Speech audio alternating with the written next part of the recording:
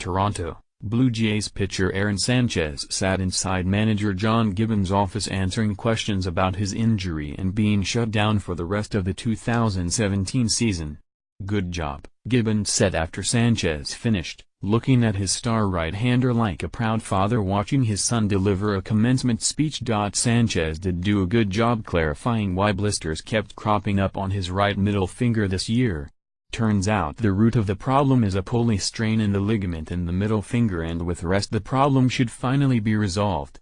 At least that is the latest diagnosis from Dr. Tom Graham, a specialist in New York City. But there were times during his sit-down, held before Monday's game at the Rogers Center against AL East rivals Baltimore, when Sanchez's frustration rose to the surface.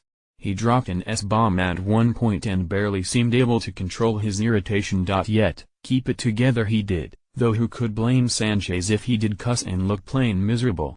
He has every right to be gloomy. This is a 24-year-old kid coming off a breakout season where he went 15-2 with an AL-leading 3.00 ERA, and there was every indication that 2017 would be equally huge, if not better. But then the blisters began to appear on his finger. Not a hamstring tear or a rotator cuff injury. It was a series of stupid blisters on his right middle finger, a problem that landed him on the DL for frustrating times as he struggled to come back and pitch. How could Sanchez not be frustrated? Basically the best thing about Sanchez's year was that airline commercial he did with that cute puppy dog. A season lost just as he was moving into his prime. A season he will never get back. "It is what it is," Sanchez said, when asked about his frustration level. "I'm not going to beat myself up over it. I can't control that my finger is the way it is. I can't control that I've been getting blisters.